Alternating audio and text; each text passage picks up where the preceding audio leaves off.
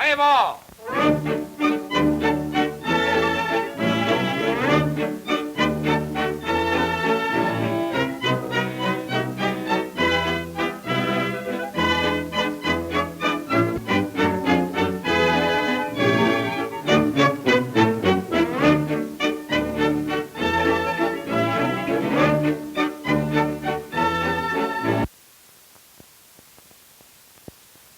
Sure, baseball is America's biggest sport attraction, but it's also big business.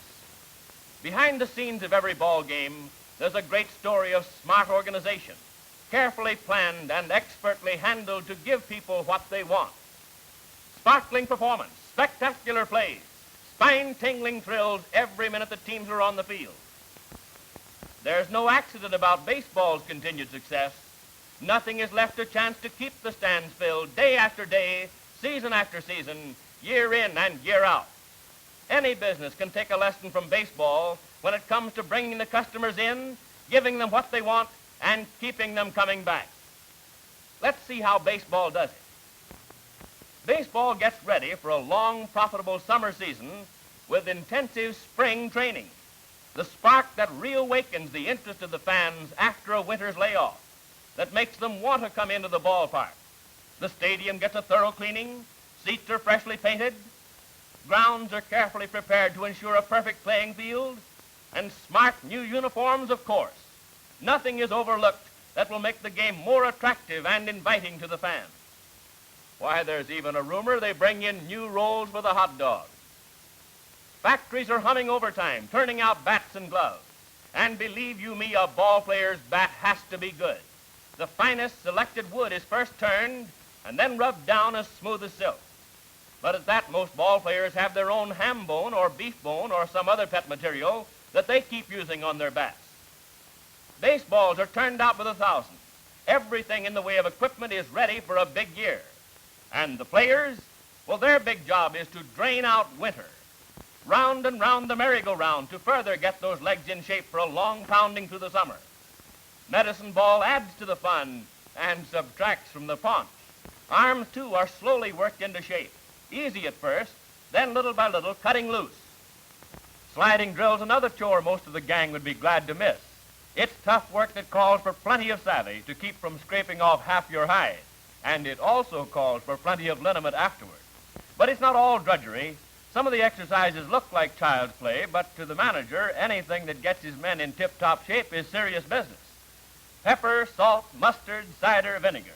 Yes, even the old skip rope comes in handy, too. Pepper games are fun, as well as darn good exercise. Get the bending muscles supple and help plenty in putting arms and legs in shape. And batting drill, the ball player's paradise. That's where the boys really go to town. The manager's only problem is to try to get them away from that plate. Big guns of past campaigns are carefully groomed to get them in first-class shape for the coming campaign. Standout hurlers limber up precious arms under the watchful eye of smart coaches. Long-distance sluggers sharpen up their batting eyes at the expense of bullpen pitchers. Promising young rookies are given every chance to make good. Pitchers who flash amazing speed and control. Boy, how they fan league-leading hitters with the greatest of ease in the spring training camps. Then there's always a new crop of fence busters who slam the offerings of star hurlers to all corners of the lot. Finally come the training camp practice games, and the rookies begin to fade. But team managers and club owners keep trying them out all the time. You never know when another big star might drop into your lap.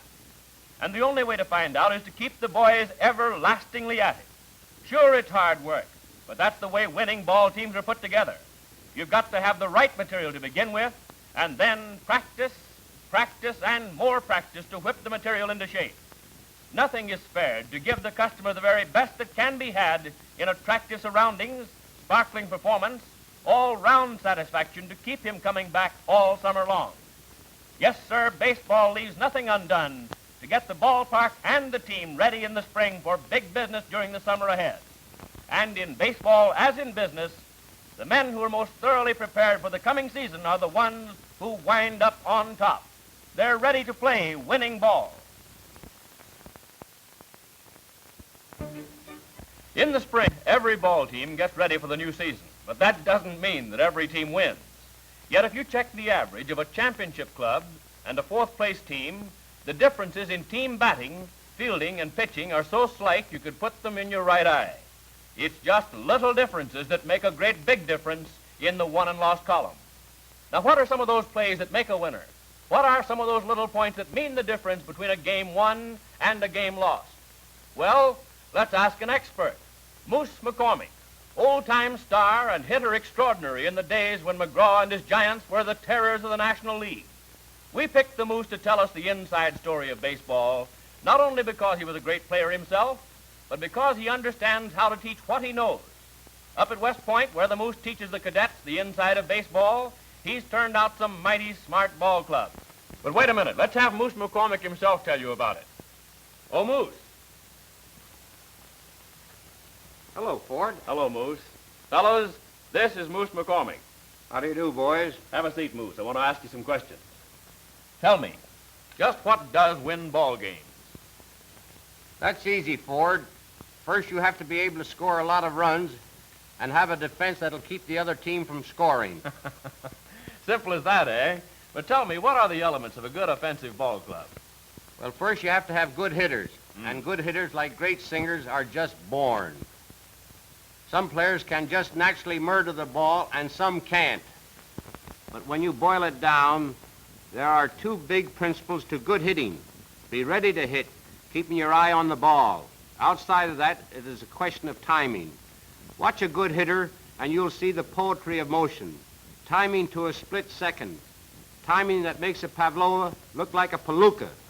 But as you said, there's not much difference between the hitting ability of one team and another. The difference in baseball, and I imagine that is true of any game, and business too, is getting the most out of your opportunities, scoring the most runs from the fewest hits, grabbing an extra base at every opportunity, or taking advantage of an outfield bobble. Stretching every inch of a hit. It means hustle plus good judgment. Games are won by making the right play at the right time. Maybe the right play is a steal, one of the prettiest plays in baseball. Watch a crack base runner. He's off with the pitcher's arm, down the path like a streak, first on the throw from the catcher. Our smart base runner throws himself outside the bag. If he was taking an extra base on an outfielder, he would just reverse that, slide inside the bag, always away from the throw. It just means the other fellow with the ball has to swing around a foot or two. And that's very often the difference between being safe and being out. Notice how he goes into that slide, well to the outside of the base path, with no jump to slow him up, but into a smooth slide with his right leg out so that he lands on the right side of his leg and then on his back. His left foot hooked so he can kick into the bag and make it tough for the fielder to find that toe. When men like Ty Cobb were playing, the steal used to be more common than today. I remember Connie Mack telling a young catcher how to stop Cobb. When he goes for second, said Mack, take a look at second, bluff a throw for third, and hang on to the ball, then touch him when he's coming into the plate. When is a steal the right play? Well, that depends. Have you a good man on the bag? Is there a pitcher in the box who doesn't hold them on and who's slow in getting the ball away? The next time you see someone steal, don't blame the catcher. 9 times out of 10, the base is stolen on the pitcher.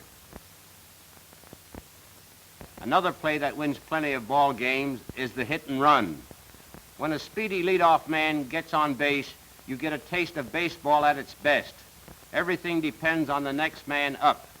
He must be a sure hitter, one who can place his hit just behind the runner as he dashes for second. It just looks like the base runner is lucky in getting a long lead off first. That's how he's able to get around to third in a romp. But that play was deliberately staged. It's never called unless the runner is fast and the batter a sure right field hitter who can pull a hit in back of the base runner as he goes down. And in a tight game where one run is all the difference between winning and losing, a sacrifice may be the play.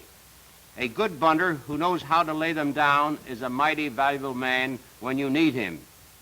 He keeps the pitcher and the defense jittery, and if he knows how to lay down a perfect bunt, he is not only sure to advance the runner to scoring position, but the defense has to move fast and accurately to keep him from beating it out.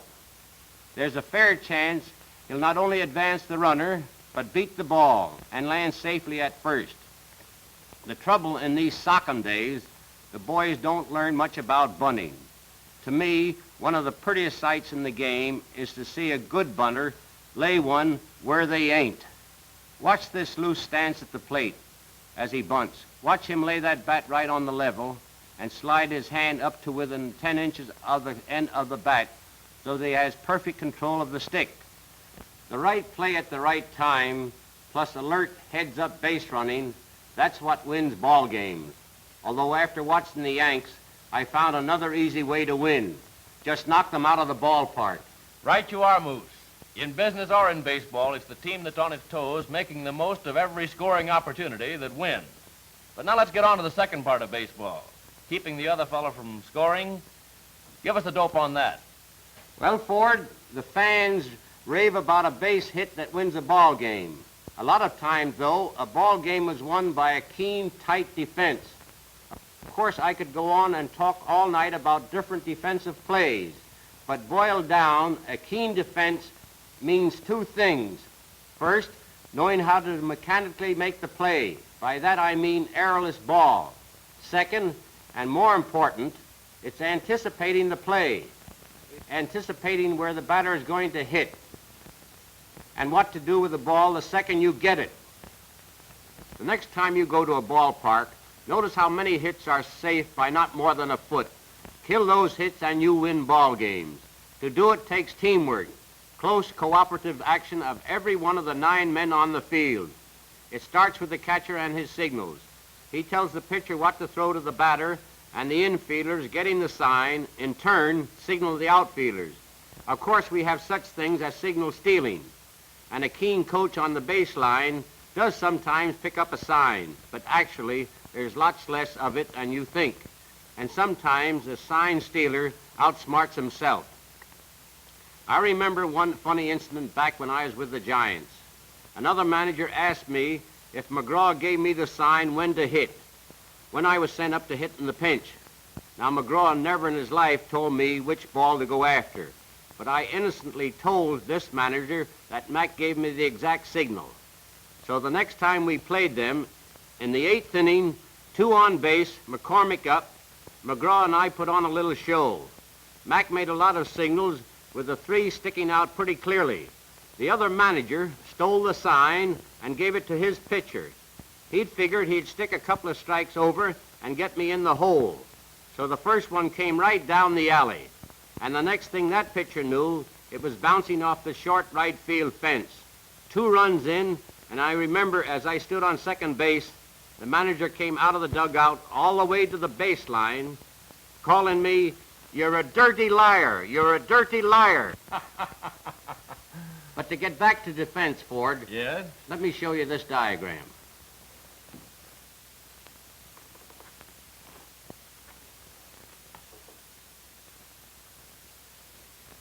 Ford, on this diagram, we are going to show you a typical defensive play. Here we have a miniature diamond with the players in what might be termed normal position for a straightaway hitter. We are going to assume that a left-handed hitter is up at the plate, and we feel rather sure that the catcher is going to pitch or signal to his groove or hitting spot. While the catcher is giving the sign to the pitcher, the shortstop and the second baseman are also getting the sign.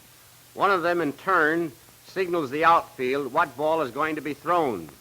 Now notice what happens. The catcher has called for a curved ball inside. Watch the action of the team on defense now. The first baseman drops back toward the outfield and takes a position much closer to the right field foul line. The second baseman drops back toward the outfield, moving well over toward the first baseman. He drops back about 15 or 20 feet. The shortstop moves well over to his left and plays closer to the grass, meaning the infield. The third baseman comes in toward the infield 5 or more feet and moves over toward the second base 5 or 10 feet. The left fielder, knowing the hitter is a dead right field hitter, moves in toward the infield and also eases over toward the center fielder's territory. The center fielder, who controls the outfielder's movements, moves from that center line position well over to his left. And if the batter is a power hitter, he moves back 20 or 30 feet because this is the place a real sock is most apt to go. The right fielder plays well back, much closer to the right field foul line. Ford, this type of play in baseball parlance is called playing the hitter. Of course, if the catcher signals for one that the batter should pull down the right field foul line and the pitcher's control is a little off and he feeds him an outside ball, well, there goes all the science of position play. So the pitcher is a mighty important man on defense. So important that in big league baseball, the one real job the manager does for the team is to know what pitcher to put in and when to lift him if necessary. The double play combination around the keystone sack is another important point in a good defense. Watch two good men out there. The shortstop comes in for the ball, gets it away with one motion. The second baseman takes it on the near side of the bag, first to save a fraction of a second and also to clear the charging base runner. It's a pretty play, a spectacular play, but more important, a double killing wins many a ball game and breaks up a rally. It has a swell effect on your own pitcher and a demoralizing effect on the other team. The middle alley through catcher, pitcher, keystone combination, and center fielder is 90% of your ball club on defense.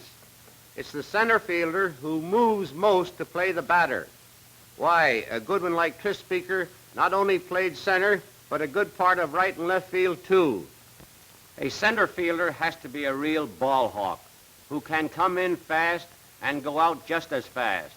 He's got to have an arm like a rifle to keep runners from trying for that extra base or cut them down if they do try.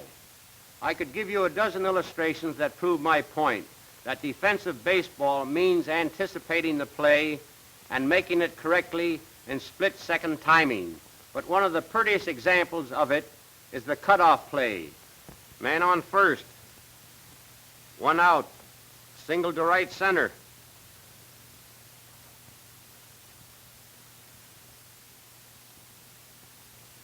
The outfielder scoops it up, and apparently without waiting to look or aim, he slams the ball in on the line to third base.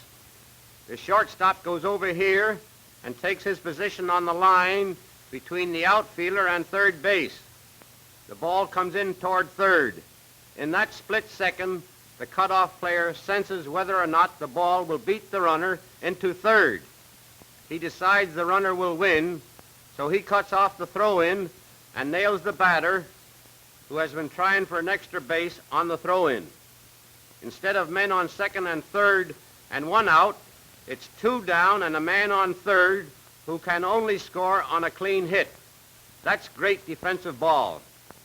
Trapping a runner at third on a sacrifice, the first to second to first double play, cutting off a run at the plate, all spectacular plays that win or lose ball games, all plays that call for exact timing, split-second precision, speed, but these plays, like every other successful play in baseball, call for the coordination and teamwork of every man on the field. To make them click, it takes 9 men playing together and thinking together every minute of the ball game. And that's the whole story, Ford. Well, thanks a lot, Moose McCormick, and I hope you have a good year. Thank you. We'll see you at the ballpark. Righto. Goodbye, fellows.